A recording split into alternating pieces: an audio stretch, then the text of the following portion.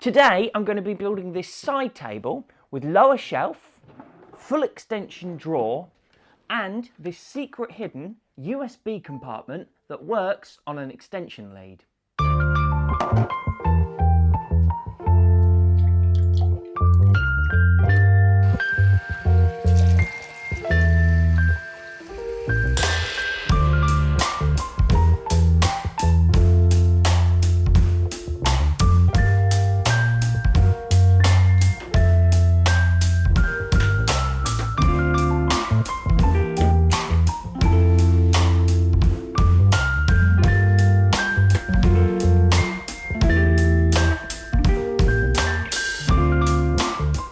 I began the design process for this end table by doing a relatively simple sketch.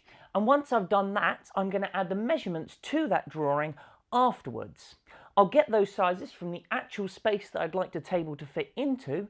That way it will be the maximum size possible. And if I need to make it smaller for any reason later on, I can.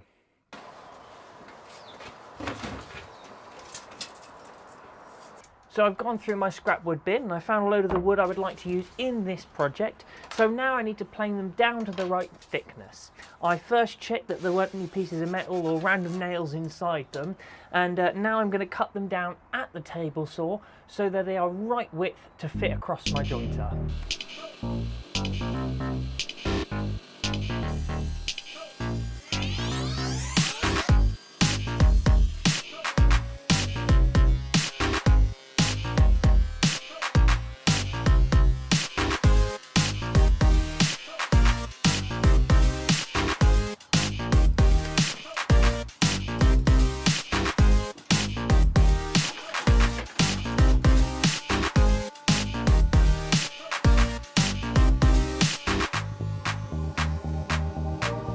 When using my thicknesser, I realised that the rollers weren't pulling the stock through. It just required a little bit of wax on the bed and then everything was working fine.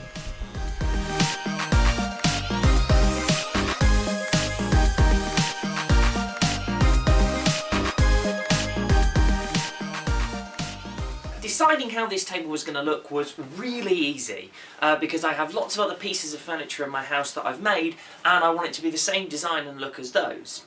Because those pieces are all painted, the wood that I use in this project for the most part doesn't matter because it's not going to be seen, which means that I was able to get all of the side rails and the top of the table from my scrap bin. But I am going to need to use a piece of cheap 2x4 to make the legs.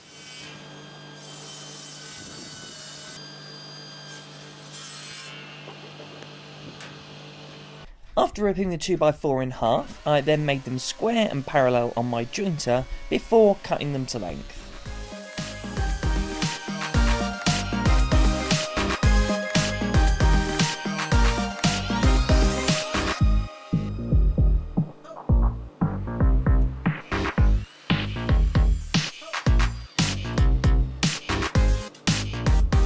Now I have the wood stock for the legs cut to the correct length. I can begin the joinery on the table by ripping the rails to the final width.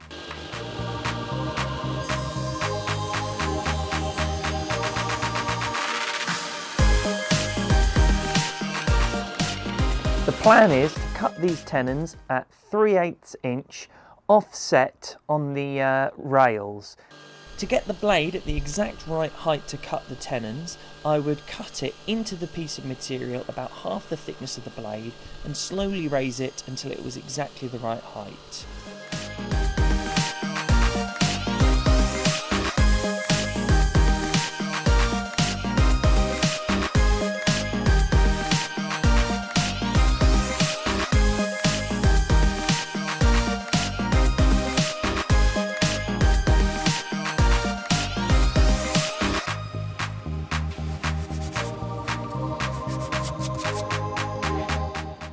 So now this is the offset tenon that I have made that is just under 3/8 inch wide.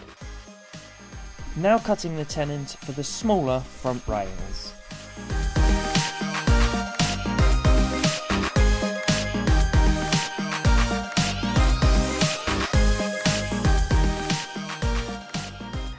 So when I cut the tenons, I intentionally oversized them.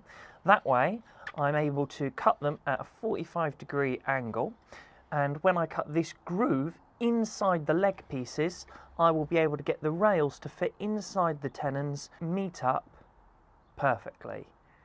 I now need to cut the lower shoulder for the rails, and I mark them very carefully before cutting them off at the table saw and then using a handsaw to finish off.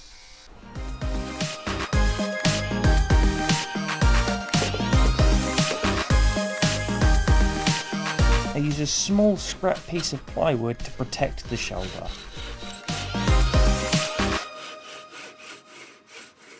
I very carefully mark each of the tenons on the 4 legs and cut the 6 longer mortises on the table saw using a stop block in 3 passes and stop the blade each time.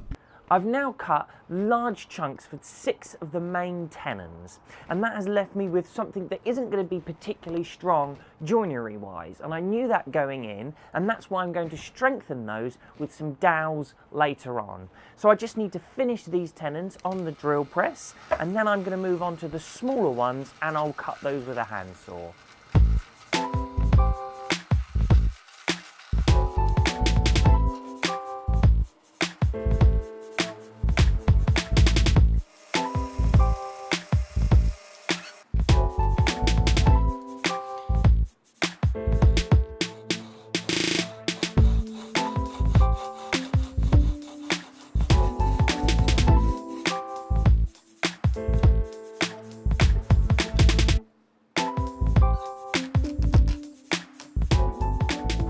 Now is a really good time to test the joinery on these legs. The rails fit perfectly, they're nice and flush with the top, and they're nice and tight inside the mortise. And that means that I'm going to be able to move on to the next piece, which is going to be cutting the mortises for the front rail below the drawer front, and then I'll be able to cut the joinery for the bottom shelf.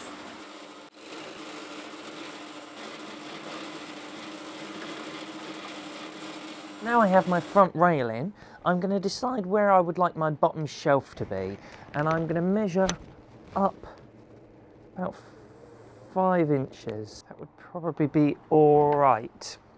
So now I'm going to cut the joinery for the shelf to fit in, and I'm going to use my spline cutting jig to do that.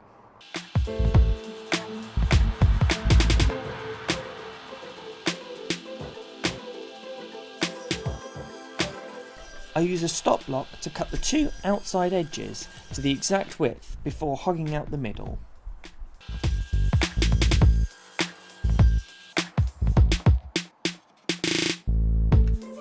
I used a scrap piece of wood to mark each of the tapers on the bottom of the legs before cutting on my bandsaw and smoothing on the belt sander.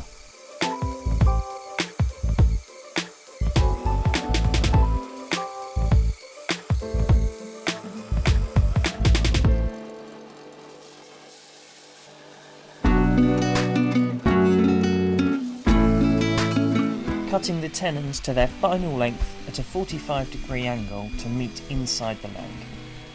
The stock I used for the back rail had a varnish on it, so I'm removing that with a card scraper before painting. Sanding everything to 180 grit.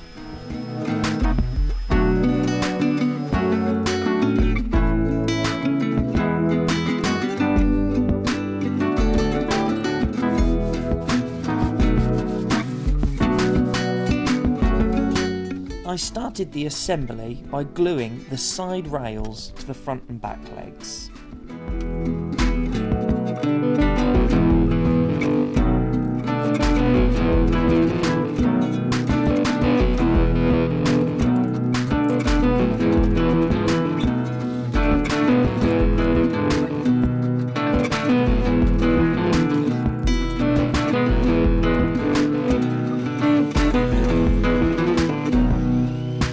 Whilst waiting for the sides to dry, I cut the front, back and sides of the drawer to rough length and to their final width.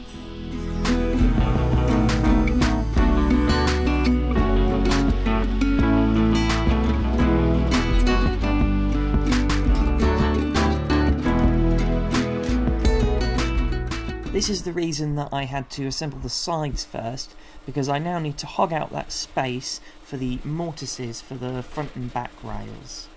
It's at this point in assembling the table that I'm going to put some pocket holes in the side rails to attach the top piece when it comes time.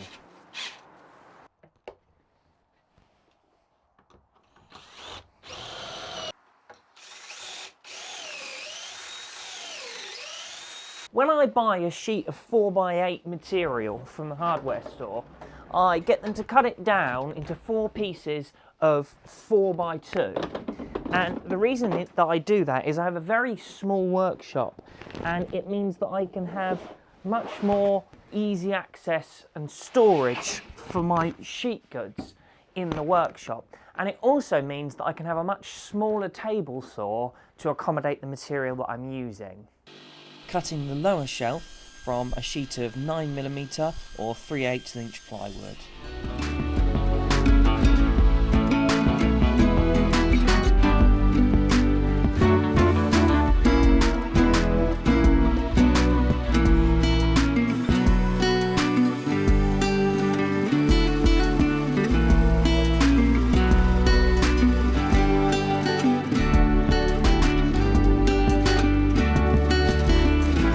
Whilst it's easy, I wanted to cut the hole for the electrical box at the back of the unit before the final assembly.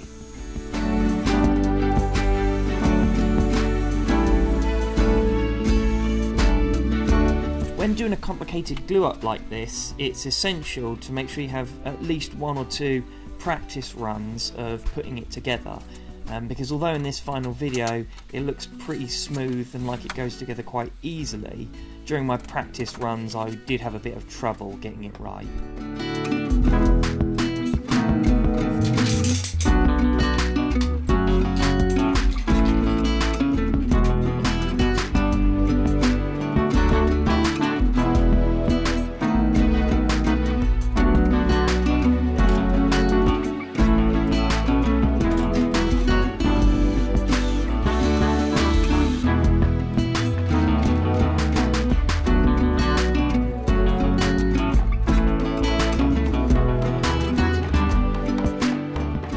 I'm now going to cut some edge banding for the lower shelves out of these walnut strips, and I'm going to cut them to the right thickness so that they are flush with the edge of the leg.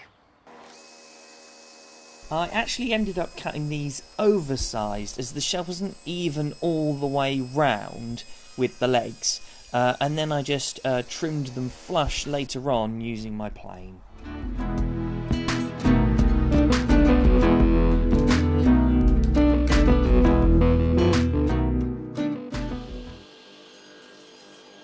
It's at this point I'm going to make the drawer for the table, and I'm going to use the Matthias Wandel box joint jig to make that drawer. So if you'd like some more detail on how to build that jig or how to use it, I'll link in the description. I will show you a little bit of detail on how I add the bottom of the drawer, but for now that's all you need to know.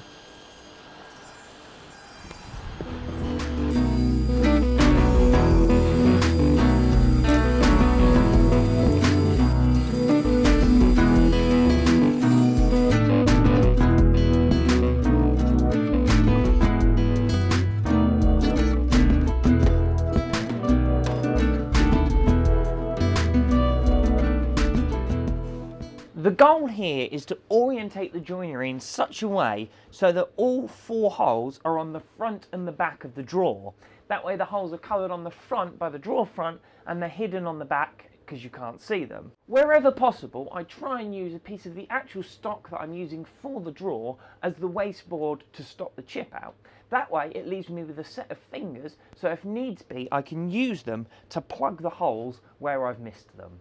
When I originally planed my side rails to the right thickness, I was left with a lot of cut-offs, and I've just cut those all to 1 inch wide, and that's what I'm going to use to trim out this unit.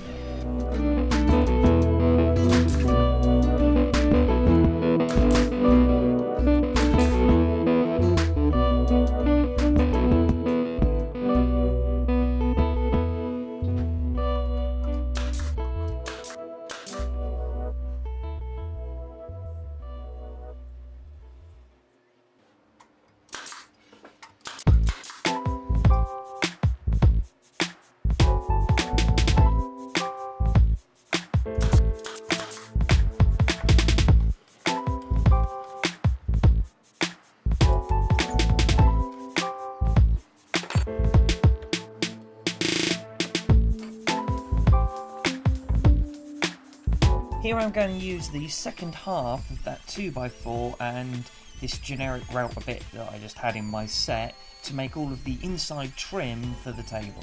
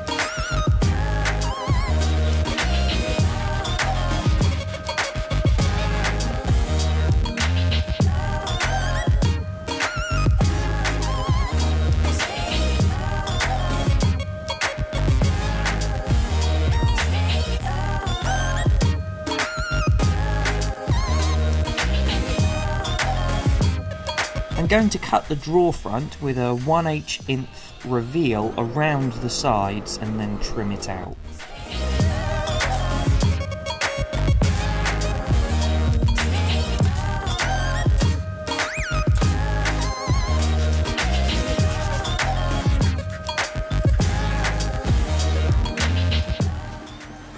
There's only one thing I enjoy more than sanding, and that's painting.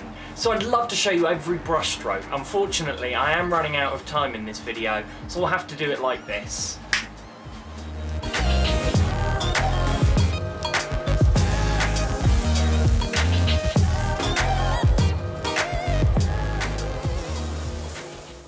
I've given the table itself 2 coats of white satin finish water-based paint, and now I'm going to give the drawer a couple of coats of polyurethane spray finish.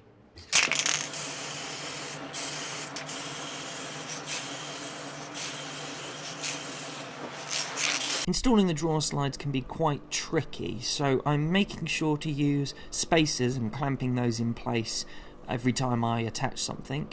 And I first put these wooden packers on so that the drawer slides are at the right width from the edge of the table. I'm then going to use this centre finding drill bit to make sure that it stays exactly where I want it to. I'm going to place this wooden stop block at the front to make sure that both slides are the same length from the front as each other. The most critical part is making sure that the screws are in the right places on the side of the drawer itself. So I put this wooden spacer on the lower rail there, and that's going to help me make sure that the drawer stays parallel. I put 2 screws in the slots that have some vertical alignment in them, and I put the front screw in, pull the drawer all the way out, and then adjust that screw to make sure that the drawer is at a 90-degree angle to the table itself. Once I've done that, I can place the middle screw in, and then I'll remove the drawer and place the third and final screw in the back. Now it's time to size the top piece and round over the bottom edge. It's already pre-finished, so I'm going to leave it as is and then just apply a small amount of finish to the edges of that.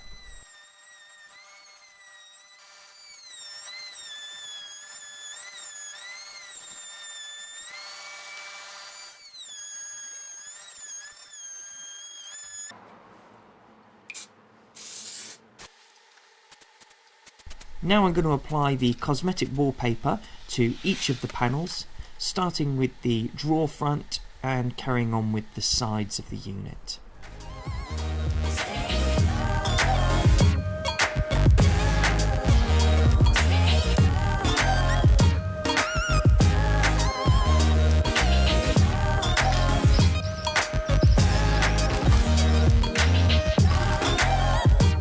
I'll use the traditional playing card method to make sure that the drawer front is in the correct place, and then I will screw that to the front of the drawer itself.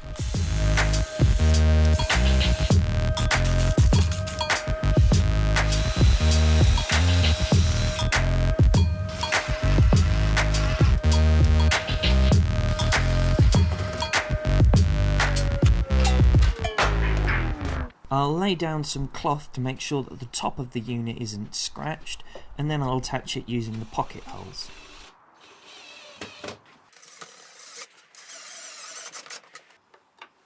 Finally, I'll wire up the cable and the plug socket for the back of the unit.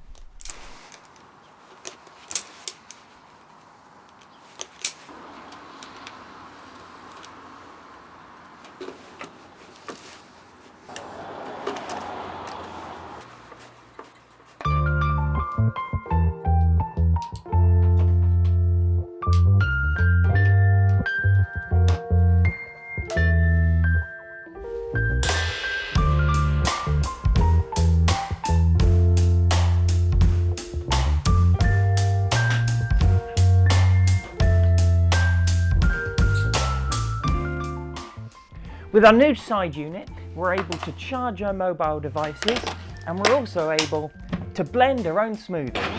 All from the convenience of our own living room!